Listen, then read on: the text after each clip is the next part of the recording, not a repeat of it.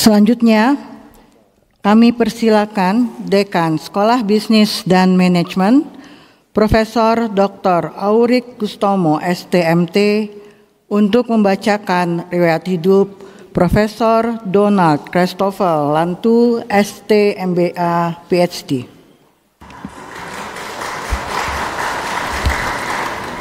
Terima kasih Bu Ketua Forum Guru Besar ITB. Assalamualaikum warahmatullahi wabarakatuh.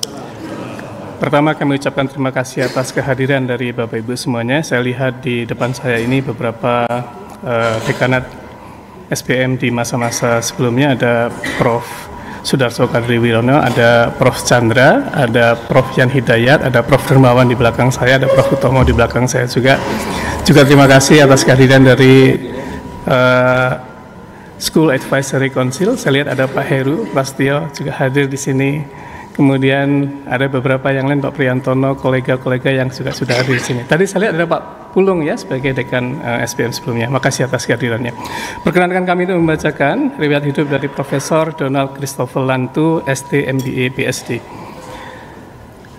Prof. Donald lahir di Balikpapan 25 September tahun 76, berada di kelompok keahlian People and Knowledge Management, dan bidang guru besarnya adalah di bidang kepemimpinan bisnis.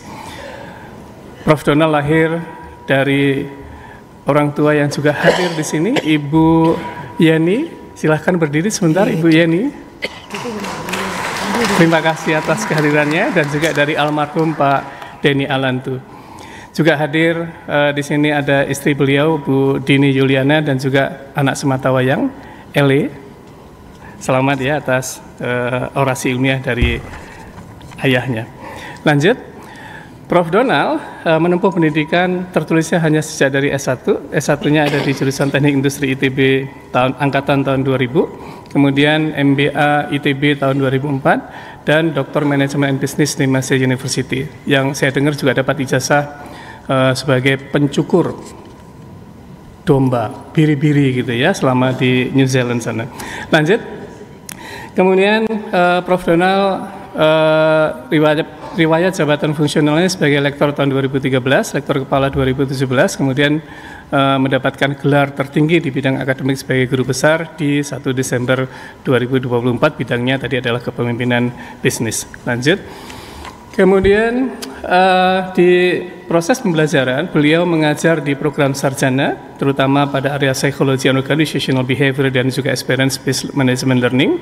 Kemudian di master ada kuliah Organizational Behavior, Business Leadership, Management Thought and Research, dan juga di program doktor Advanced Research on People and Knowledge Management dan juga Behavioral Science. Lanjut, dan yang bersangkutan Profesor Donald sudah membimbing 10 mahasiswa program sarjana, 51 mahasiswa program magister, dan 6 mahasiswa program doktor. Prof. Donald sangat memiliki kontribusi luar biasa dalam konteks pengembangan institusi. Di tahun 2012 sudah diminta sebagai Direktur Pusat Inovasi, Kewirausahaan dan Kepemimpinan di Sekolah Bisnis Manajemen ITB. Pernah menjadi Kaprodi, PLT Kaprodi Sarjana Manajemen SPM, Deputi Kaprodi MBA, Direktur Pendidikan Eksekutif, Ketua KK Manajemen Manusia dan Pengetahuan, Ketua Pusat Bisnis Berkelanjutan ITB, dan sekarang ini posisinya sebagai Wakil Dekan Bidang Sumber Daya SPM ITB. Profesor Donald, saya kira publikasinya beberapa saja yang ditulis di sini, karena saya lihat H-indeksnya juga cukup luar biasa di Scopus. Publikasi terkininya terbit di Jurnal Locus Penelitian dan Pengabdian, Unlocking Competitive Talent, a case study on the improvement of leadership development through a learning journey, Catalyzer Program at PT Pertamina, dan juga saya kira masih banyak yang lain-lain lagi. Lanjut saja, kemudian yang bersangkutan juga sangat produktif untuk mempublikasikan atau menulis buku. Buku terbarunya adalah yang nomor 1, berarti berjudul Mewujudkan Kepemimpinan Efektif, sebuah panduan tentang pengembangan kepemimpinan korporat di tahun 2023. Jadi kalau kita lihat judul-judul bukunya di sini memang sangat terkait sekali dengan kepakaran beliau di bidang kepemimpinan bisnis. Tentu salah satu yang menjadi hal utama dari riwayat hidup saudara Profesor Donald Lantu adalah jejaring kerjasamanya. Lanjut saja. Pak Donald ini memiliki banyak sekali kolega, memiliki banyak sekali relasi terkait dengan kerjasama, dan beberapa di antaranya misalnya program mini MBA dengan program SPM Connection, mini MBA dengan TAKO, mini MBA dengan Amarta. Sudah beberapa lulusan, saya kira sudah hampir 100-an begitu lulusan terkait dengan program mini MBA sebagai salah satu yang diinisiasi oleh Prof. Donald Lantu. Sejenis kerjasama yang lain, lanjut saja, terkait dengan research grant dari Bank Indonesia, kemudian pengembangan kepemimpinan dan bisnis pada beberapa perusahaan nasional dan juga multinasional. Di situ kita lihat ada dengan Telkom, ada UIB, ada Danone, ada Tima, ada PGN, ada Maybank, ada Coca-Cola. Tadi saya lihat ada teman-teman dari PTC juga menjadi bagian dari jejaring yang dimiliki oleh Prof. Donald Lantu. Lanjut. Kemudian mitra industri, saya kira juga ini sebagian kecil saja yang sempat tertulis di sini. Ada JNE Express, saya kira ini salah satu yang memberikan sponsorship untuk salah satu lab bisnis yang ada di SPM. Kemudian ada Mandiri University, ada PTC, kemudian ada Elnusa dan sebagainya. Lanjut, dan juga tentu ada mitra selain yang industri juga dengan perguruan tinggi. Ada Tsinghua University, ada Prof. Utomo sama saya juga tampil di sana. Kemudian ada mitra dengan sekretaris kabinet ya, ada Pak Dirgayusa dan sebagainya. Kemudian lanjut ke berikutnya lagi, Pak Donald berkesempatan juga mendapatkan banyak penghargaan, beberapa di antaranya sebagai dosen terbaik bidang pengabdian masyarakat ITB tahun 2024. Kemudian yang terakhir, Pak Donald ini setiap tahun selalu menyempatkan diri datang ke Anfield untuk ikut meneriakkan "You Will Never Walk Alone" di salah satu liga premier yang terbesar di dunia, IPL, dengan menyaksikan pertandingan langsung yang ada di Anfield dengan Liverpoolnya begitu. Tentu sebagai seorang akademisi tak terlepas juga menjadi seorang investor di dunia persahaman. Jadi kalau mencari searching di Google Profesor Donald C. Lantu, mungkin yang paling banyak keluar justru sebagai menginspirasi untuk kita juga mendapatkan saham yang selalu memberikan cuan-cuan dan cuan begitu. Saya kira begitu riwayat singkat dari Profesor Donald C. Lantu. Terima kasih. Assalamualaikum warahmatullahi wabarakatuh.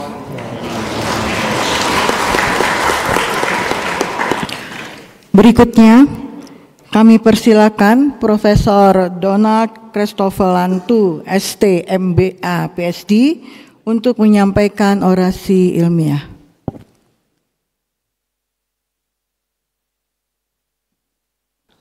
Setelah mendengarkan 3 profesor, mudah-mudahan energinya masih cukup ya Bapak Ibu ya. Assalamualaikum warahmatullahi wabarakatuh. Salam sejahtera buat kita semua. Yang terhormat Ketua Majelis Wali Amanat ITB atau yang mewakili, yang kami hormati Ketua Senat Akademik ITB atau yang mewakili, Pak Rektor ITB, Ketua, Sekretaris, dan anggota Forum Guru Besar ITB, para dekan, para ketua Senat Fakultas Sekolah atau yang mewakili, Bapak Ibu tamu undangan yang hadir di Aula Barat dan tamu undangan yang hadir secara daring.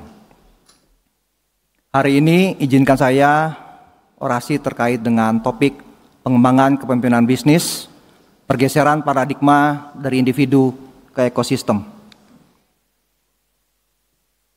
Jika kita tanya 100 orang apa itu definisi leadership kepemimpinan, maka kita akan mendapatkan 101 jawaban.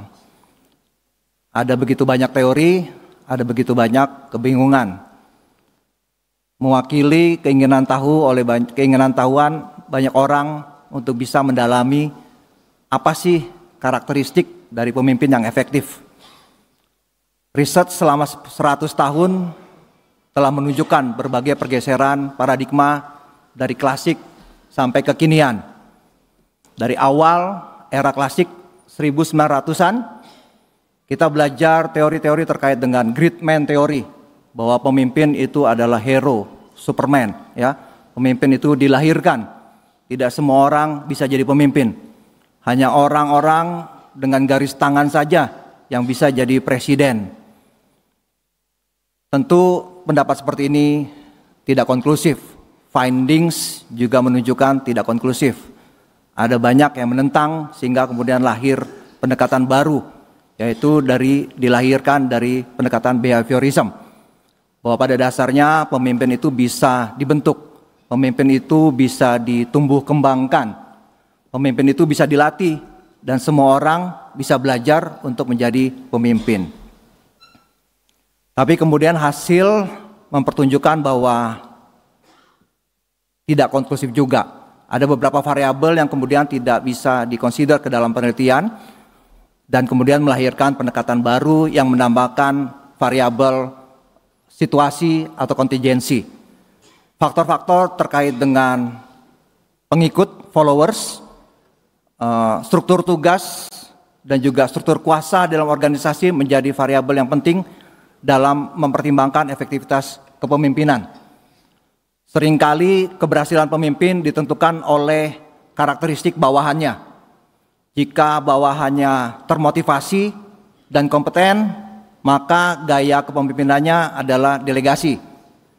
Jika karyawannya tidak kompeten dan tidak termotivasi, maka gaya kepemimpinannya adalah otoriter.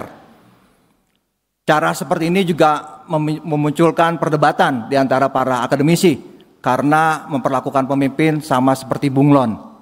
Tergantung situasi, perilaku, gaya kepemimpinan jadi berubah. Oleh karena itu, kemudian researcher berusaha untuk mencari pendekatan-pendekatan baru. Pendekatan terkini lahir yaitu dengan pendekatan transformasional dan transaksional leadership, di mana transformasional agak berbeda, yaitu mereka mulai mengikut sertakan follower ke dalam ekuasi dari kepemimpinan. Jadi tidak hanya konteks, tapi juga followers dan juga leader itu sendiri. Pemimpin berusaha untuk mencapai hasil yang luar biasa dengan cara menginspirasi bawahannya dan berusaha untuk merangkul, mengenali para bawahannya secara individu agar kemudian bisa mendekati mereka, menggandeng, mendorong, dan mengempower mereka untuk bisa mencapai hasil organisasi yang dituju.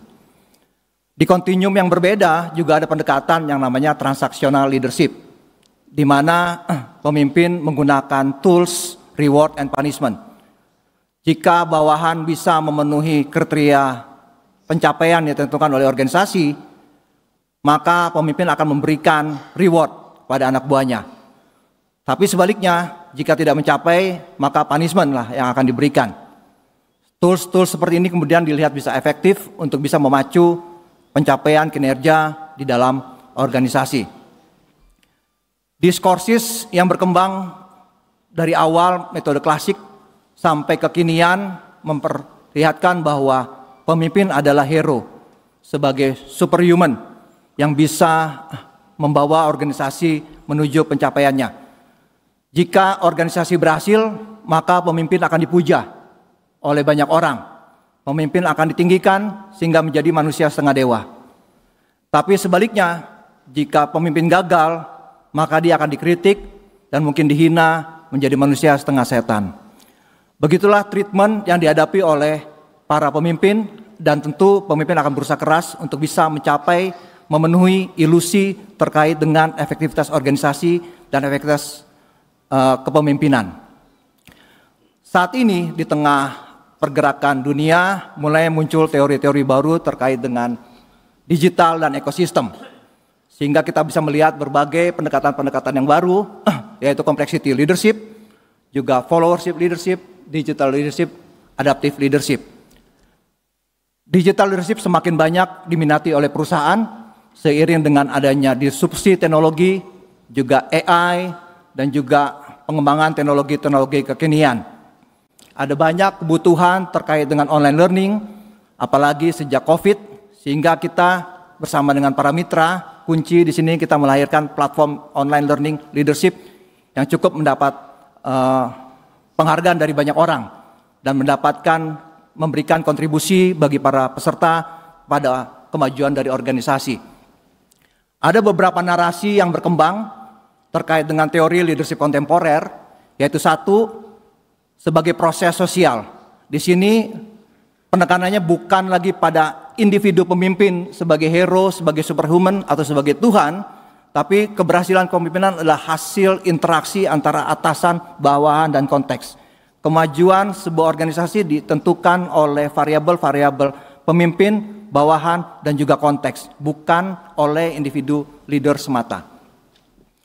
Yang kedua, narasi terkait dengan etika, seiring dengan banyaknya pelanggaran etika yang dilakukan oleh para pemimpin. Kita mungkin sering mendengar hal-hal yang terkait dengan pelanggaran etika di luar sana, ya. Saya tidak berani memberikan contoh di dalam, nanti saya malah yang dikritik gitu ya. Jadi misalnya di Amerika kita bisa mendengar ada banyak pelanggaran etika dari Presiden Donald Trump. Sama-sama Donald, tapi beda nasib dan beda kelakuan ya.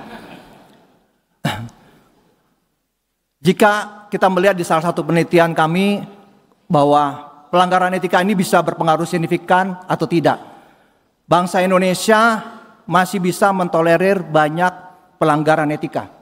Tapi begitu seorang pemimpin, khususnya pria, melakukan perselingkuhan, maka karirnya biasanya tamat. Jadi sangat penting untuk kita bisa mengadres etika di dalam aspek kepemimpinan. Perspektif global juga sangat penting untuk diperhatikan karena kebanyakan teori yang kita kembangkan itu berasal dari barat, sehingga ada banyak hal-hal yang terkait dengan konteks lokal tidak diperhatikan. Di Indonesia kita sangat mengenal kebijakan lokal terkait dengan kepemimpinan yang diperkenalkan oleh Ki Hajar Dewantara, ya kan? Saya bukan orang Jawa jadi agak susah mungkin. Ingarso sung tulodo, ya. Dari depan memberikan keteladanan. Ing madyo mangun karso, dari tengah membangun kebersamaan, kreativitas, demokrasi, dan tuturi handayani. Pemimpin di belakang memberikan support, melayani untuk kemajuan anak buahnya. Ada banyak hal yang sangat menarik dalam konteks lokal, termasuk juga kita belajar dari berbagai ilmuwan, yaitu seperti pakar budaya Hofstede, yang menegaskan bahwa preferensi terhadap gaya kepemimpinan sangat dipengaruhi oleh nilai-nilai masyarakat. Misalnya, budaya individualis cenderung menghargai gaya kepemimpinan partisipatif. Sementara budaya kolektivis, lebih seperti di timur, lebih menerima gaya paternalistik atau hierarkis. Demikian pula budaya dengan jarak kekuasaan tinggi lebih menekankan kepemimpinan otoritatif dibandingkan budaya dengan jarak kekuasaan rendah yang cenderung egaliter.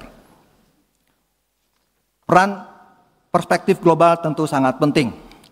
Tetapi kita juga melihat selama 20 tahun terakhir terjadi perubahan landscape global dari dunia yang stabil sebelum 2000-an menjadi dunia yang mulai lebih volatile. Kita mengenal ada VUCA, volatile, uncertain, complexity, ambiguity, di mana pemimpin diharapkan fokus pada pengelolaan ketidakpastian dan kompleksitas. Dan sejak COVID kita melihat bahwa pergeseran itu mengarah kepada bunny, brittle, anxious, non-linear, incomprehensible. Memimpin menghadapi kerentanan, sistemik, kecemasan kolektif, dan dinamika non-linear. Perubahan landscape ini membuat tantangan berbeda yang dihadapi oleh pemimpin. Bagaimana peran kritis pemimpin dan karakteristik kapabilitas yang diharapkan oleh organisasi tentu juga jadi berbeda. Misalnya di studi kita melihat bahwa peran VUCA itu sangat mengalami resiko tinggi, ya. Kita juga melihat bahwa pada saat di COVID ada banyak perusahaan yang kolaps karena ternyata mereka memiliki fixed cost yang tinggi. Oleh karena itu, pada saat pendapatan menurun, biaya mereka juga menurun. Pendapatan menurun, biaya menurun, tapi kemudian fixed cost-nya sangat tinggi. Apa yang kita pelajari adalah bagaimana kita bisa menurunkan fixed cost. Caranya adalah dengan cara kolaborasi. Tidak semua hal, tidak semua aset harus kita miliki. Ada banyak hal yang mungkin bisa kita outsource, sehingga bisa menurunkan fixed cost kita, fixed aset kita, sehingga semua cost nanti akan menjadi variabel. Hal-hal seperti ini akan menjadi acuan bagi pemimpin untuk bisa mengikuti perkembangan perubahan bisnis global, landscape global.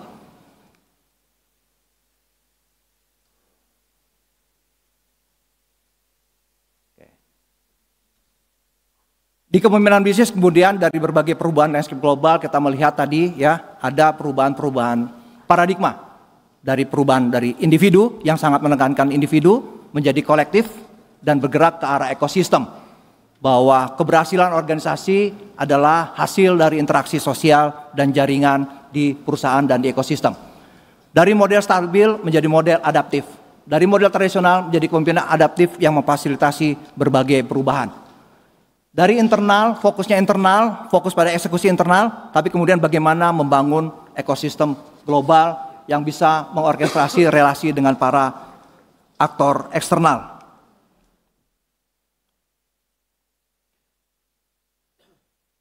Kepemimpinan bisnis di era VUCA kemudian menggunakan pendekatan ambidextrous organization. Ini menjadi tren terbaru bahwa pemimpin dan organisasi mempunyai dua fokus utama. Yaitu satu, fokus pada kondisi existing, yaitu bagaimana menjalankan bisnis yang sekarang yang memberikan cash flow, ya, atau seringkali disebut sebagai legacy bisnis, dan juga fokus pada pertumbuhan, bagaimana bergerak mencari inovasi. Difokus pada bisnis yang sekarang itu adalah bagaimana menghasilkan cash flow yang sebesar-besarnya dengan melakukan efisiensi, biasanya strateginya dengan transformasi digital. Ini sering dikenal dengan pendekatan eksploitasi, ya, eksploitasi. Efisiensi biaya dan produktivitas hasil menjadi strategi utama yang dikejar oleh pemimpin. Strukturnya formal, mekanistis, dan sentralisasi, ya. Budayanya itu sangat birokrat, ya. Mekanisme pengawasannya sangat ketat dan juga resikonya minimal. Tipe inovasinya adalah inovasi incremental atau Kaizen, continuous improvement. Berbeda dengan eksploitasi, arah yang dikejar adalah inovasi dan pertumbuhan, ya. Bagaimana kemudian struktur adalah desentralisasi, berusaha untuk empower semua anggota organisasi agar bisa memberikan kontribusi yang maksimal kepada organisasi. Budayanya itu lincah, ya, kolaborasi dan entrepreneurial. Tipe inovasinya adalah inovasi disruptif atau radikal. Di salah satu desain yang kami lakukan, studi kami bersama Pak Jan Hidayat dan juga Pak Utomo, kita melihat ada contoh dari penerapan di universitas. Kita belajar dari Harvard University, bagaimana mereka menerapkan ambidextrous leadership dengan melakukan beberapa klaster. Ada 5 klaster atau lebih, ya, tapi kemudian bisa dikategorisasikan ke dalam 3 kelompok besar. Kelompok yang pertama ada klaster 1, itu terkait dengan beberapa sekolah yang perlu masih disubsidi, yang biaya dan semua mekanismenya lebih banyak mengikuti aturan dari pemerintah, karena berusaha untuk menjaga yang namanya keilmuan, ya. Seringkali keilmuan ini masih penting, walaupun kemudian minat dari masyarakat tidak sebesar seperti dahulu, tapi pengembangan keilmuan menjadi sangat penting bagi pemerintah dan bangsa agar kemudian bisa memajukan negara. Oleh karena itu masih perlu disubsidi. Yang kedua adalah klaster ketiga, keempat, dan kelima. Ini menjadi satu klaster yang bisa digabungkan. Pendekatannya adalah setengah-setengah. Setengah disubsidi, setengah mereka harus mandiri mencari dana dengan berbagai sumber. Ada yang dari luar, ya, dari sponsor, ada yang dari endowment ataupun dari sumber-sumber yang lain. Dan yang ketiga biasanya yang paling didorong untuk bisa mencari dana dari luar adalah dari sekolah bisnis. Dan ini selain memang mungkin paling mendapatkan minat dari masyarakat karena terkait dengan praktis, ya, ilmu praktis, pengembangan manajemen dan leadership di dunia bisnis, mereka juga didorong untuk bisa mencari sumber-sumber dana tidak dari dalam tapi dari luar. Mekanisme manajemen perubahan dan pengembangan kepemimpinan di ambidextrous juga ada beberapa langkah yang bisa kita lakukan, ya. Tentu pengembangan kepemimpinan menjadi fokus yang sangat penting untuk diperhatikan. Bagi banyak perusahaan, pengembangan kepemimpinan seringkali dianggap sebagai investasi jangka panjang. Padahal sebenarnya itu adalah investasi saat ini agar kemudian organisasi bisa lebih kompetitif dan memperhatikan pertumbuhan berkelanjutan.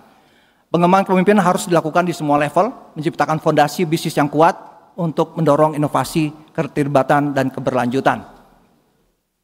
Mengembangkan pemimpin dari dalam akan jauh lebih efektif dan efisiensi daripada kita mengambilnya dari luar dan membajak orang dari luar. Jika kita lihat perkembangan keilmuan, pengembangan kepemimpinan dimulai dari 80-an, yaitu pembelatihan sekali seumur hidup, hingga ke tahun-tahun berikutnya bahwa kepemimpinan itu pengembangan kepemimpinan harus dilakukan di setiap level, ya, peserta harus lebih aktif, sampai sekarang munculnya corporate university. Di Indonesia sekarang mulai banyak perusahaan yang bergerak menciptakan corporate university, dan kita cukup bangga salah satu corporate university kita itu bisa mencapai yang terbaik di dunia, yaitu di Telkom Corporate University. Kita beri applause buat Telkom, ya. Dan sekarang kita banyak mulai belajar pengembangan kepemimpinan berbasis pada platform online dengan integrasi dengan teknologi.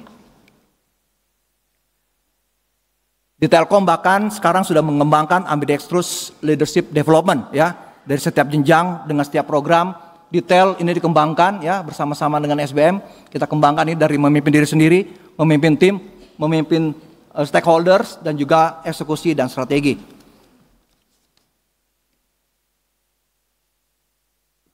Jika kita lihat pengembangan kepemimpinan di abad 21 terjadi jelas pergeseran dalam banyak aspek.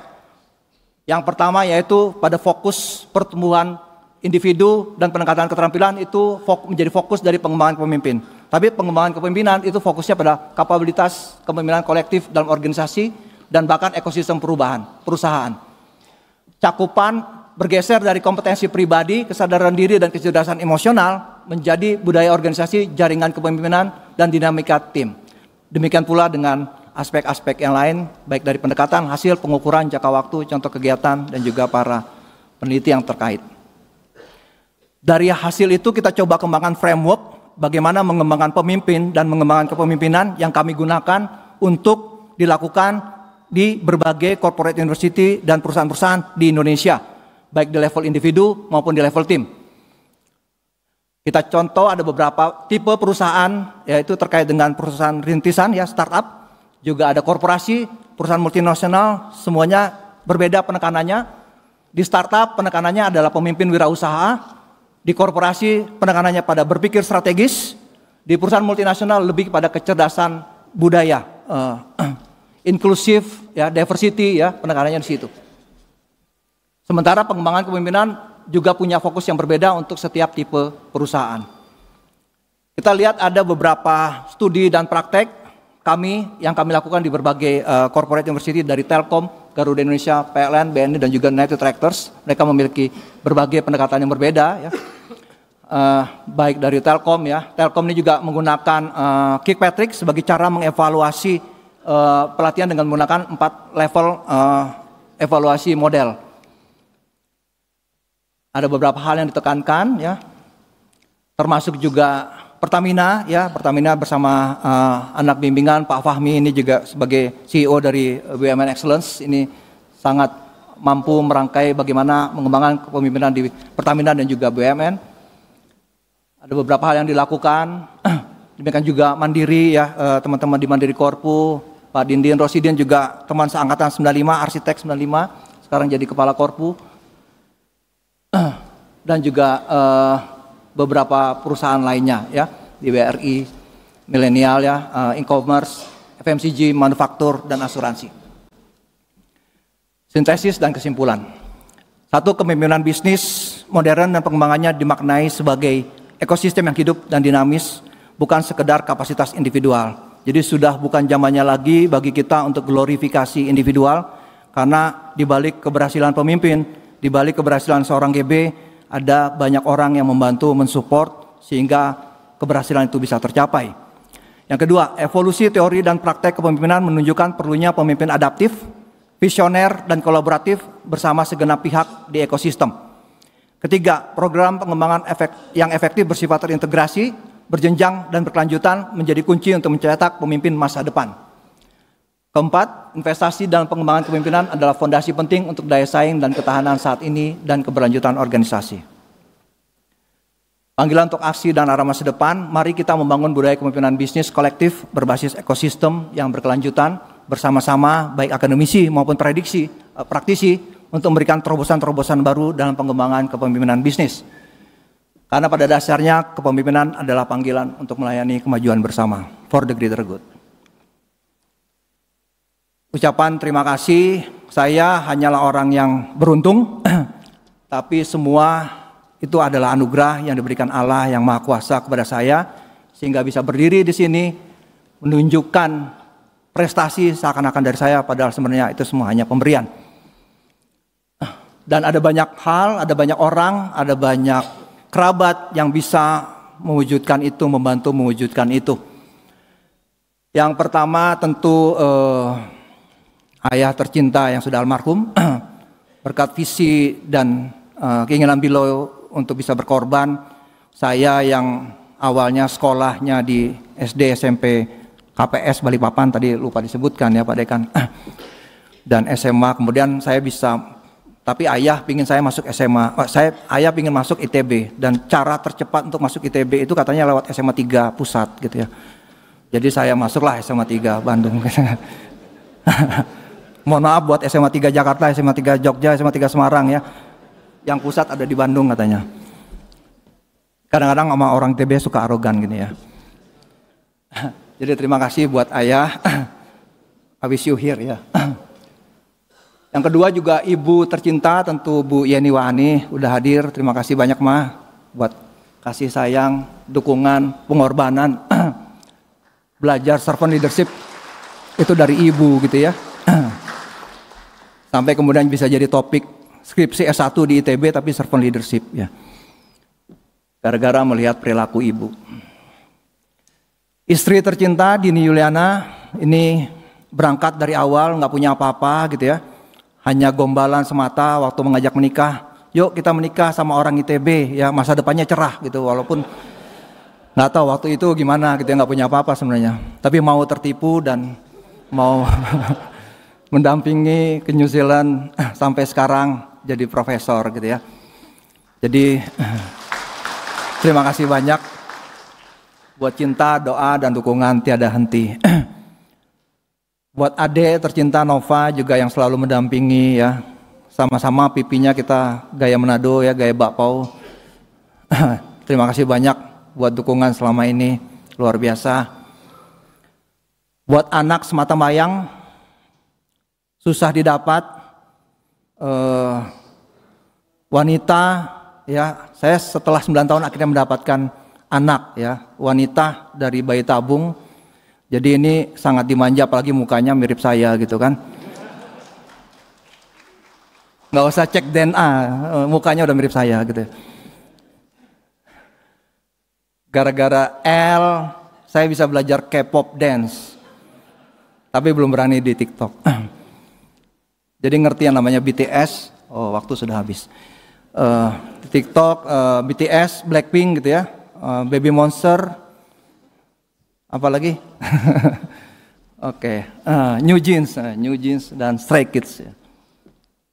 Kayaknya generasi sekarang banyak, generasi yang dulu belum pada mengenal K-pop. Jadi, oke.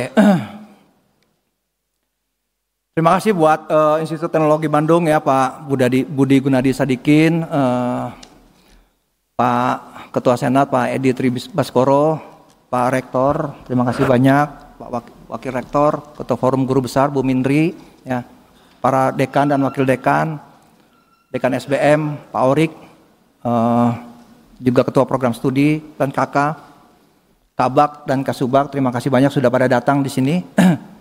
Ketua Senat, Bang Hendi, ya, para dosen dan teknik ITB, alumni dan mahasiswa ITB, juga kepada guru besar SBM sebagai mentor, ya, Pak Kuntoro, ini yang selalu menanamkan budaya-budaya, nilai-nilai yang sangat powerful, ya. Satu pesan beliau sebelum meninggal, nah tolong buat sekolah inklusif gitu ya, yang bisa memberikan transformasi bagi banyak orang. Mudah-mudahan visi ini bisa diwujud nyatakan, Pak. Prof. Yan Hidayat, terima kasih banyak Pak Yan udah membawa saya ke ITB menjadi dosen pembimbing, nulis buku bareng gitu ya, walaupun saya sebagai asisten ya. Mendorong saya untuk S3 ya, dipaksa-paksa mendorong saya untuk jadi profesor ya, bersama Pak Togar, Pak Orik, Pak Darso, Pak Dermawan. Terima kasih banyak para pendiri SBM, para senior ini juga hadir memberikan dukungan moral di sini. Pak Heru juga ada ya, terima kasih banyak. Kelompok keahlian, manajemen manusia dan pengetahuan ya, di mana-mana kita makan-makan ya kan. Apapun masalahnya yang penting kita selesaikan di meja makan. Kolega dosen ini yang Gans ya, yang mau diminta untuk mengerjakan apa saja, kapanpun ya kan, tanpa mengeluh. Setidaknya di depan saya nggak mengeluh, nggak tahu kalau di belakang. Dosen-dosen SBM ya, teman-teman seperjuangan dari 2004 masuk. Mas Ahmad Ghazali ada tadi, Mbak Ira ya. Terima kasih banyak teman-teman ya. Ini panjang banget listnya. Terus bertambah juga ya, juga teman-teman seperjuangan waktu kemarin masa-masa COVID dan masa-masa berat SBM ya, ada Aswin, ini juga ada Mbak Neta ya. Tim saya waktu jadi rektor tapi kalah sama Pak Tata ya. Tapi waktu pemilihan dekan mereka bergeser ke pilihan lain gitu ya. Tapi nggak apa-apa, yang penting tetap teman ya, tetap teman. Terima kasih buat bimbingan ya, grup riset, juga alumni doktoral ini pada datang, Pak Irwan ya, terima kasih banyak, Pak Bambang ya, Pak Benli ya, Pak Benli, juga Tendik ini luar biasa, ini yang mendorong saya untuk bisa, ayo Profesor, coba nih administrasinya kurang lengkap nih, nah, itu Minar, mana Minar ya, Minar, Cindy, Sari ya. Coba dilengkapi visinya, waduh visi dan misi Profesor ya, kita harus bikin visi dan misi, ini sangat membantu. Terima kasih banyak, ada Bu Lia, ada Nenden, Bu Widi ya, ini sebagai sekretaris dekanat ini ikut tunggang langgang ya, mengejar berbagai target yang ditetapkan Pak Dekan ini. Terima kasih banyak. Tendik SBM Jakarta luar biasa ya, growing, pertumbuhan kalian hebat, tetap tangguh di tengah berbagai permasalahan. Para mitra juga ya, dosen-dosen Pak Priantono Rudito, ini mantan Direktur Telkom, luar biasa menyempatkan diri datang. Terima kasih banyak Pak. Pak Fauzan dari PTC juga jauh-jauh dari Jakarta. Terima kasih banyak ya. Pak Ides ini juga dari Telkom Korpu, nuhun pisan Pak. Juga keluarga besar Ciel, ada Felis, Sandi, Dani ya, Ica, Abel, thank you. Juga ini ya, khususnya ke teman guru SD dan SMP KMPS Balikpapan, Bacoters ya, Bacoters SMA 3, FIS 2, TITB Angkatan 95, MBITB Angkatan 28, PP Palmi New Zealand, dan juga rekan-rekan investor saham. Nuhun pisan. Finally, izinkan saya membaca kode kehormatan guru besar. Dalam mengemban amanah guru besar Institut Teknologi Bandung, saya akan menjaga kehormatan guru besar dengan selalu meningkatkan kompetensi keilmuan, membangun lingkungan masyarakat keilmuan saya, serta memberikan keteladanan dan manfaat atas keberadaan saya. Untuk itu, saya akan selalu memegang teguh janji dan ucapan saya, mempertahankan integritas dengan menjaga kejujuran, kepercayaan, kebijaksanaan, keadilan, saling menghormati, bertanggung jawab, dan menjaga nilai-nilai ITB dan masyarakat. Semoga Tuhan Yang Maha Esa selalu memberikan petunjuk dan lindungan kepada saya. Bandung, 11 Oktober 2025, Profesor Donald Kristofolantu.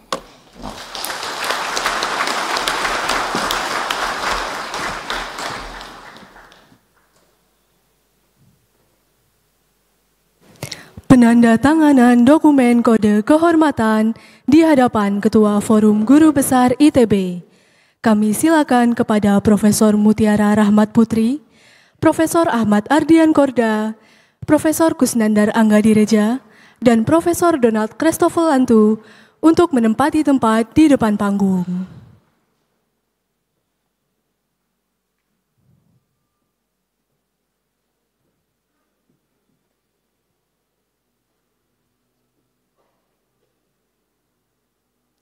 Kami silakan kepada Profesor Mutiara Rahmat Putri untuk menandatangani dokumen kode kehormatan.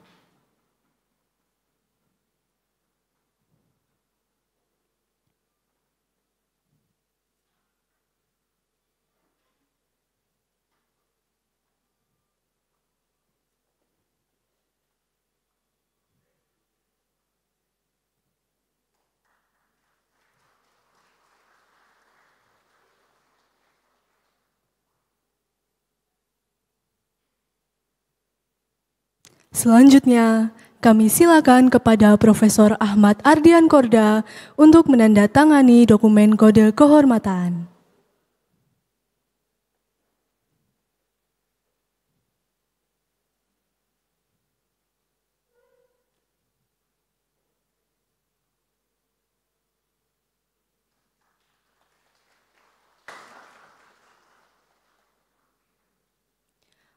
Berikutnya, kami silakan kepada Profesor Kusnandar Anggadireja untuk menandatangani dokumen kode kehormatan.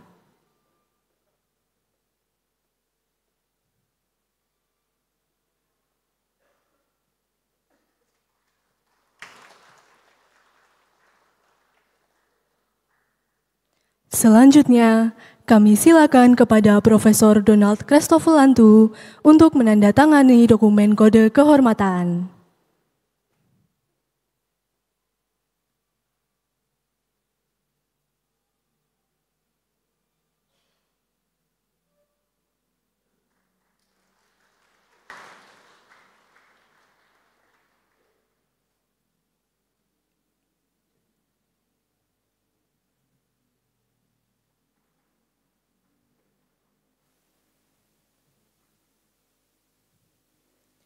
Sekapur sirih oleh Rektor Institut Teknologi Bandung.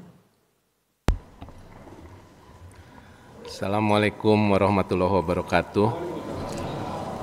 Bapak Ibu hadirin yang saya muliakan,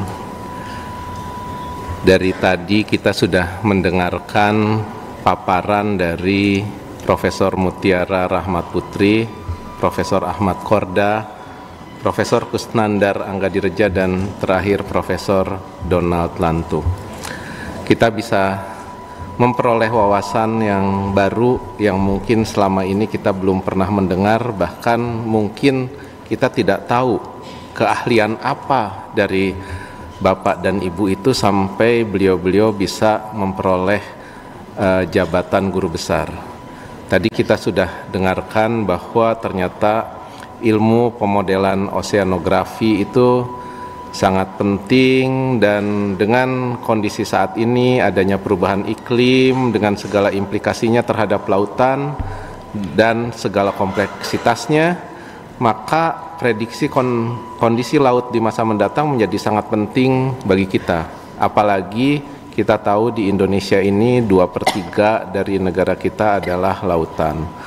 Jadi pemahaman yang mendalam tentang teori oseanografi, kemudian dengan formulasi persamaan matematikanya, penerapan model numeriknya, sampai akhirnya bisa menjelaskan fenomena alam yang terjadi dan memprediksi keberlanjutan kondisi laut dengan lebih baik, adalah kontribusi yang sangat penting bagi pengembangan sektor kelautan dan perikanan di Indonesia. Selanjutnya, Profesor Ahmad Korda tadi telah menyampaikan bahwa kita jika ingin menuju negara makmur sejahtera pada tahun 2045, maka tidak bisa tidak sumber daya mineral yang ada di Indonesia perlu ditransformasikan menjadi keunggulan kompetitif melalui percepatan hilirisasi. Dan semakin ke hilir maka nilai tambah ekonominya semakin tinggi. Kemudian selain itu juga umur ekonomi tambang semakin baik, kita bisa semakin berkelanjutan, semakin mandiri, dan ini adalah industri yang sangat strategis bagi Indonesia. Tidak hanya sekedar masalah ekonomi, juga masalah kemandirian dan kedaulatan Indonesia. Profesor Kusnandar tadi telah menyampaikan orasi tentang kaskade asam arakidonat sebagai mesin biologis target intervensi pada gangguan neuropsikologi. Ini sesuatu yang saya juga tidak pernah mendengar sebelumnya, karena saya biasa beraktivitas di area teknik mesin dan dirgantara. Tapi dengan paparan dari Profesor Kusnandar, saya bisa melihat bahwa penelitian yang telah dilakukan ini sangat penting untuk menjadi potensi penanganan adiksi dan gangguan kognisi.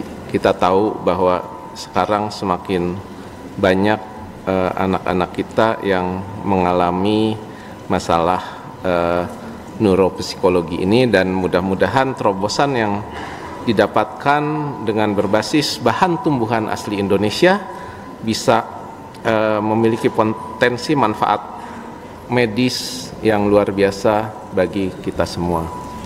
Dan terakhir, Profesor Donald Lantu yang memiliki genre yang berbeda ini menunjukkan bagaimana perkembangan organisasi bisnis, bagaimana pemimpin dan kepemimpinan itu saling terkait dan diperlukan suatu ekosistem kepemimpinan agar kita bisa tumbuh dengan lebih baik. Bukan hanya sekedar meningkatkan kapasitas individu, tapi yang penting juga adalah membangun sistem kepemimpinan itu sendiri.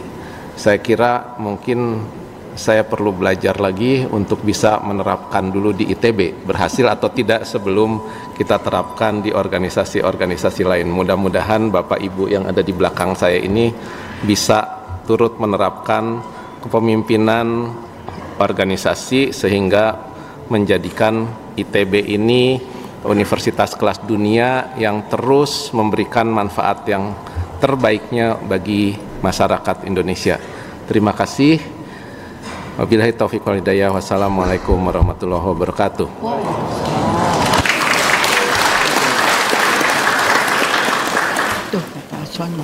Pembacaan doa oleh Profesor Muhammad Insanu.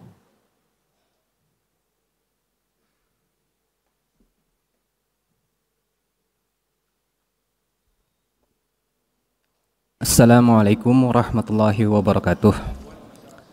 Bapak dan Ibu, mohon izin saya memandu doa dengan tata cara Islam.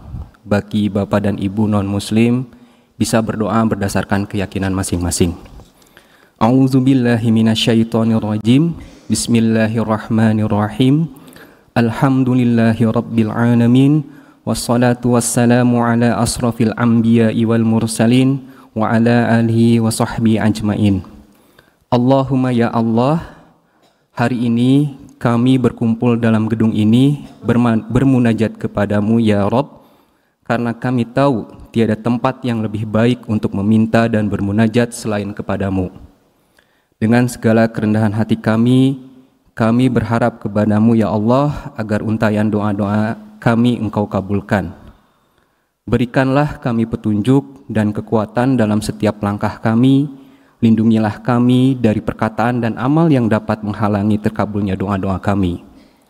Ya Allah, berikanlah kami kebijaksanaan dalam menghadapi setiap ujian dan kenikmatan, kedamaian serta keberkahan dalam hidup ini.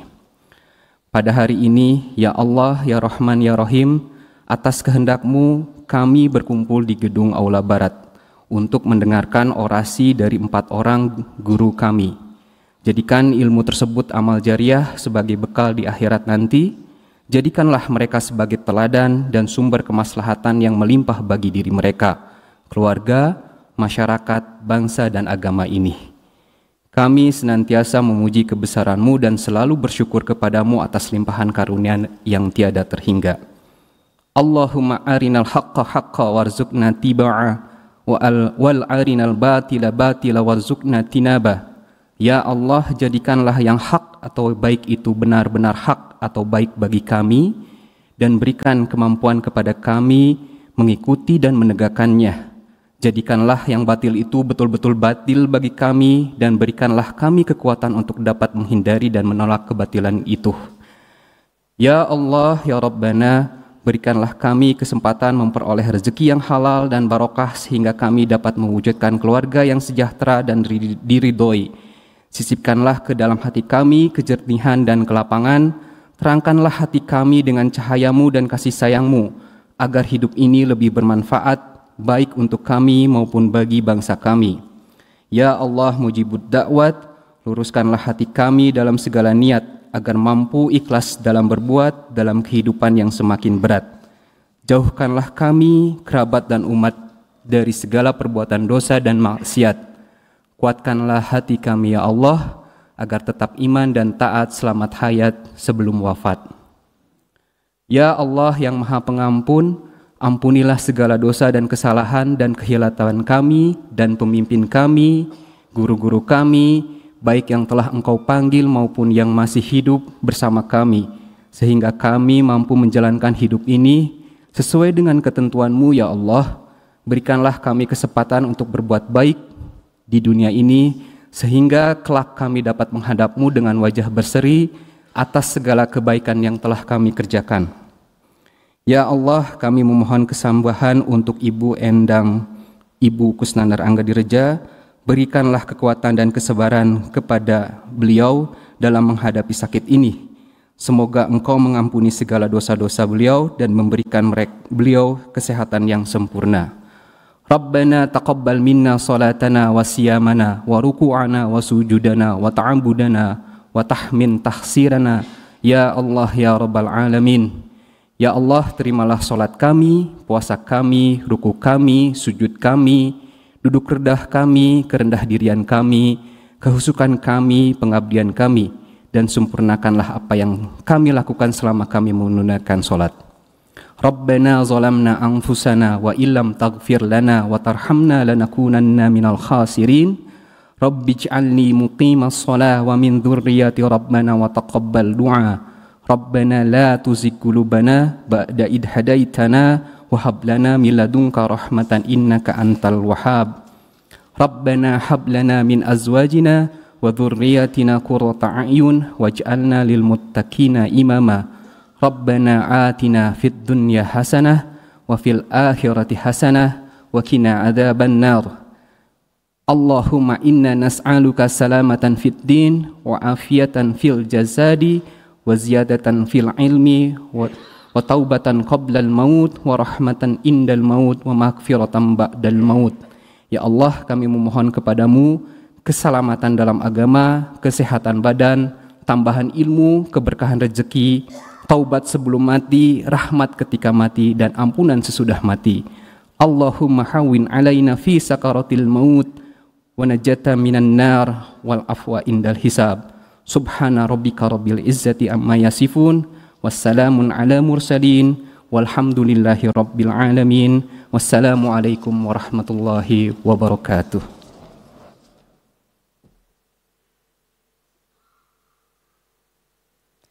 Penutupan sidang orasi ilmiah Guru Besar Institut Teknologi Bandung oleh Ketua Forum Guru Besar Institut Teknologi Bandung. Hadirin yang kami hormati, kita bersama-sama telah mengikuti rangkaian acara sidang orasi ilmiah Guru Besar ini dengan baik dan hikmat.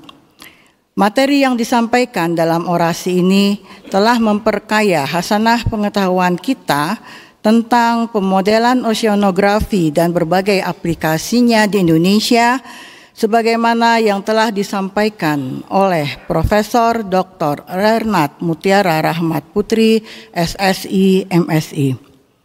Kita juga telah memperkaya wawasan kita tentang teknologi paduan logam khusus berbasis sumber daya mineral, kunci industrialisasi dan transformasi struktural bangsa, sebagaimana yang telah disampaikan oleh Profesor Dr. Eng Ahmad Ardian Korda, STMT. Kita juga telah memperoleh pemahaman baru tentang kaskade asam arachidonat sebagai mesin biologis target intervensi pada gangguan neuropsikologi, sebagaimana yang telah disampaikan oleh Profesor Dr. Apoteker Kusnandar Angga Direja, SSI, MSI.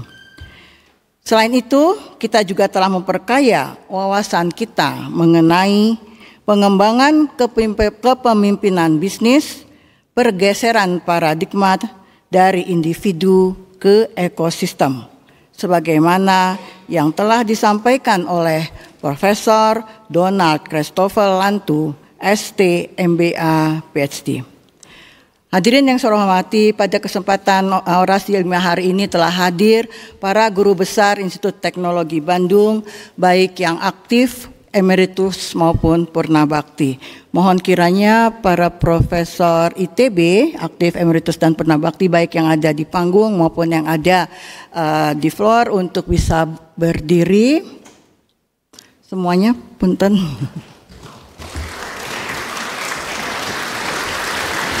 Ini para guru besar kami, ada yang tidak pakai toga, ada yang di antara para hadirin. Terima kasih Bapak Ibu. Telah hadir pula dan meluangkan waktu pada hari ini Profesor Yoni Fuadah Syukriani, Ketua Senat dari UNPAD, Universitas Padjadjaran. Terima kasih Prof. Profesor Hayun dari Universitas Indonesia. Kemudian sebenarnya ini profesor kami, tapi kemudian ke perguruan tinggi lain, Profesor Edi Subroto dari Universitas Pertamina.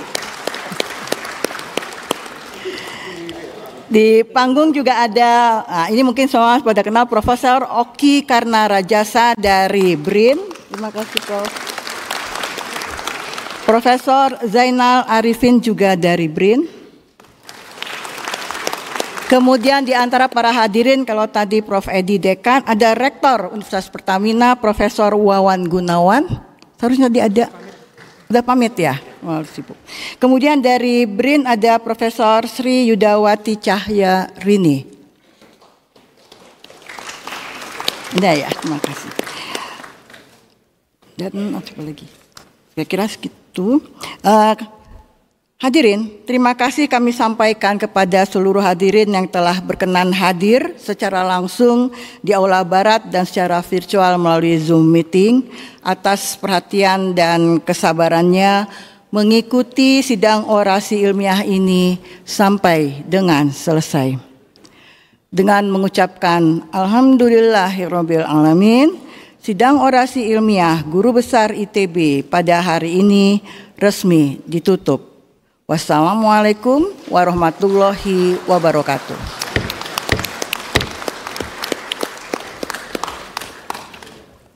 Hadirin yang kami hormati, dengan demikian sidang orasi ilmiah Guru Besar Institut Teknologi Bandung pada hari ini telah selesai. Selanjutnya, kami mohon kepada Guru Besar pemberi orasi ilmiah beserta keluarga inti untuk menempati tempat di depan panggung.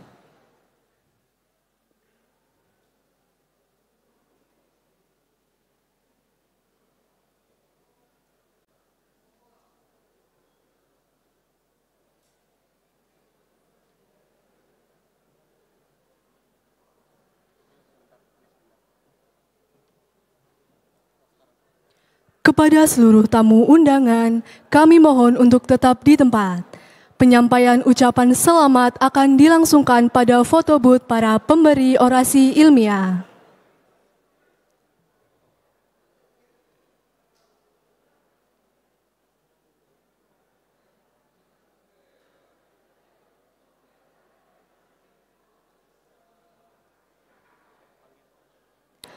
Kepada Sekretaris Eksekutif Majelis Wali Amanat, Ketua Komisi 3 Senat Akademik, Rektor, Ketua, Sekretaris, dan anggota Forum Guru Besar, para dekan, serta Ketua dan anggota Senat Fakultas Sekolah, kami silakan untuk menyampaikan ucapan selamat.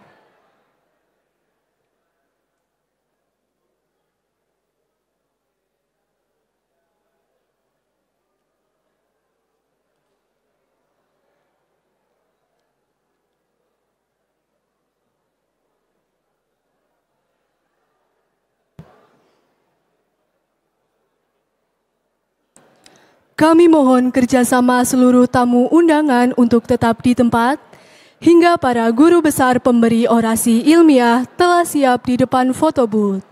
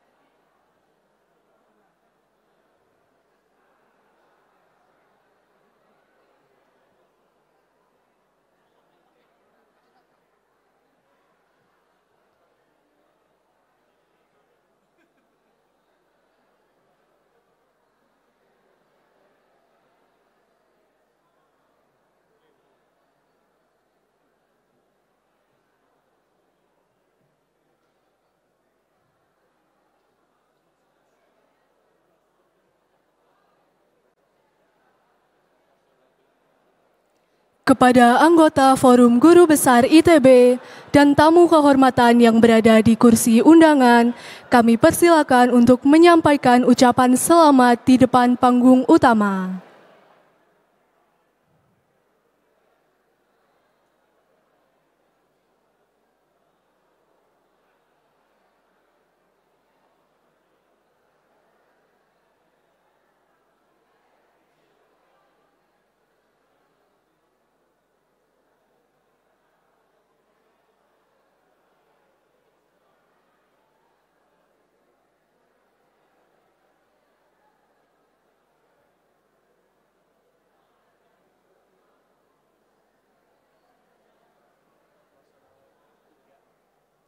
Kami mohon kerjasama seluruh tamu undangan untuk tetap di tempat, hingga para guru besar pemberi orasi ilmiah telah siap di depan foto booth.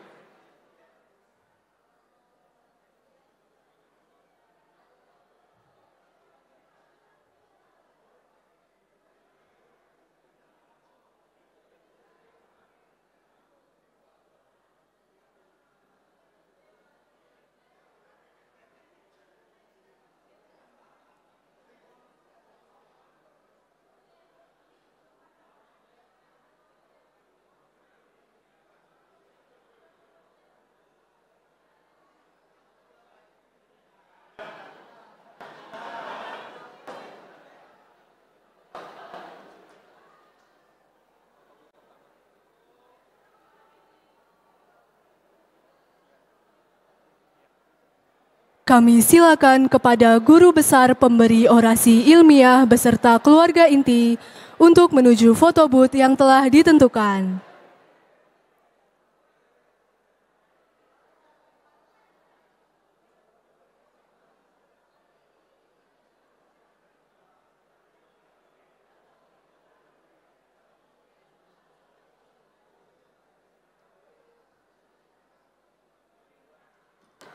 Kami silakan kepada guru besar pemberi orasi ilmiah beserta keluarga inti untuk menuju foto booth yang telah ditentukan.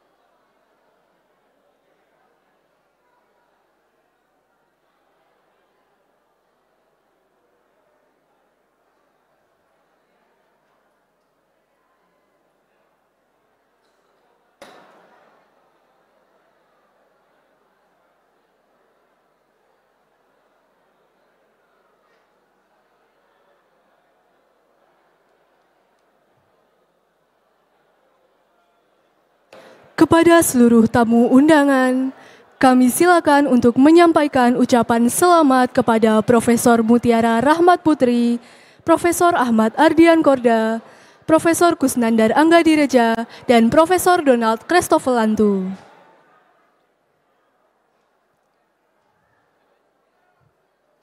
Kami ucapkan terima kasih kepada seluruh tamu undangan yang telah hadir secara luring di Aula Barat dan yang mengikuti acara ini secara daring melalui Zoom Meeting. Selamat siang, salam sejahtera untuk kita semua. Sampai bertemu pada sidang orasi ilmiah selanjutnya.